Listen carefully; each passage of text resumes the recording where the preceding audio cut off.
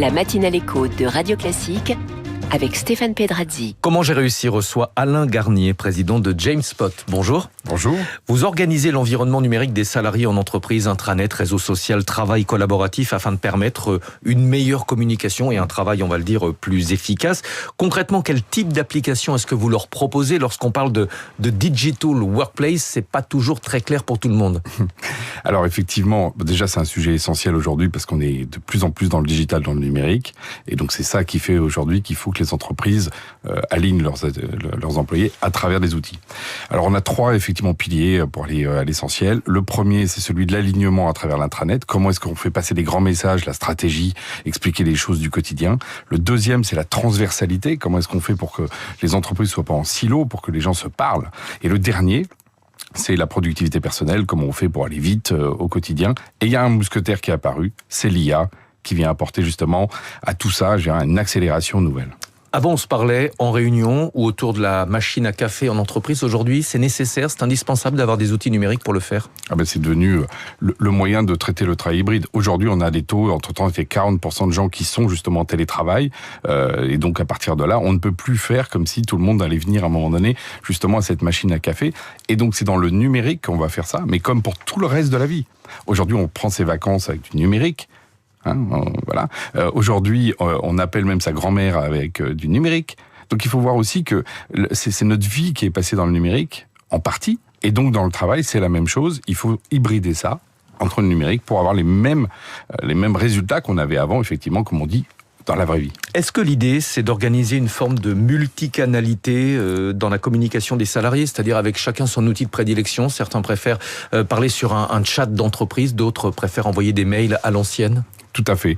Alors justement, c'est que je pense que de la même façon que nous autres humains, on a des capacités de communication très différentes. On a l'audiovisuel, on a la radio aujourd'hui. Vous voyez, par exemple, ça c'est une mode de communication, et ils se sont superposés. Ils se sont pas éliminés les uns les autres. La communication d'entreprise doit aussi avoir justement tous ces canaux différents. Il n'y a pas les anciens contre les modernes.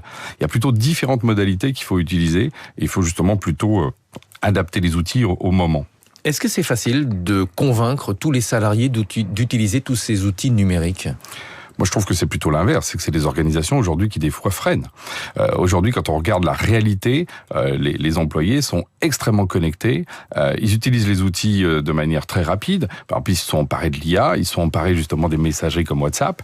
Et donc, c'est plutôt les organisations qui doivent canaliser ça dans une logique de gouvernance. Comment est-ce qu'on met aussi de la logique, de l'orientation, de la stratégie dans des outils qui sont faits d'habitude pour être plutôt individuels. Vous dites l'intelligence artificielle change complètement la donne. Comment est-ce que vous l'utilisez chez Jamespot ?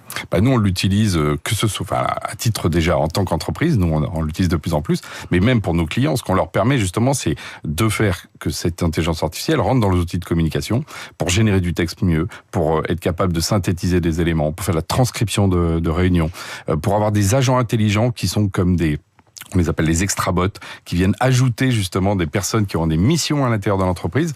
Donc en fait, c'est vraiment un changement de mentalité et aussi de productivité pour les entreprises aujourd'hui. Mais est-ce qu'il n'y a pas une inquiétude de la part des entreprises lorsqu'on utilise ces outils d'intelligence artificielle, un souci de confidentialité? Si on fait faire un compte-rendu de réunion par une IA qui n'est pas une IA propriétaire, qui est ouverte, on risque de disséminer des informations confidentielles. Alors c'est pour ça qu'il faut qu'ils viennent chez Jamespot et non pas chez OpenAI, parce qu'effectivement, nous on garantit la souveraineté de A à Z, y compris à des plus hauts niveaux, dans ce qu'on appelle le Secnum Cloud, c'est-à-dire que ce sont des données sécurisées dans le cloud, garanties par l'État, l'ANSSI, et donc ça fait partie effectivement de nos garanties, la souveraineté des données, et je pense à un vrai sujet qui est devant nous. C'est la question que vous posent souvent les entreprises lorsque vous les contactez ? De plus en plus. C'est-à-dire que c'était un sujet plutôt minoritaire. On disait toujours oui, les outils américains ils sont très bien, etc. Bon, déjà ils sont pas aussi formidables que ce qu'on dit, parce qu'ils ont plus de marketing des fois que de réalité.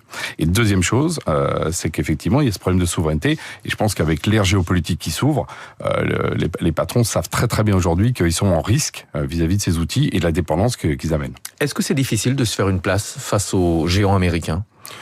Oui, c'est difficile, mais justement, les combats sont aussi là pour être menés. Moi, le numérique, il rebat les cartes tous les 3 à 5 ans avec justement des nouvelles technologies. L'IA permet également à nouveau de rebattre les cartes. Je pense que l'Europe a une histoire à raconter. Et puis nous, on le démontre. On a une croissance de plus de 20-30% en moyenne sur les 5 dernières années. Donc c'est difficile, mais c'est aussi très excitant. La semaine de l'IA s'ouvre aujourd'hui. Elle se terminera avec un sommet à Paris lundi et mardi prochain au Grand Palais. Est-ce que vous avez le sentiment que l'Europe peut rattraper son retard dans l'intelligence artificielle ? Non seulement je pense qu'elle peut le rattraper, mais c'est qu'on parle de retard alors qu'en fait on est sur une course de vitesse. C'est comme si on disait en Formule 1, dès qu'il y en avait un qui était devant, ça y est, la course était finie.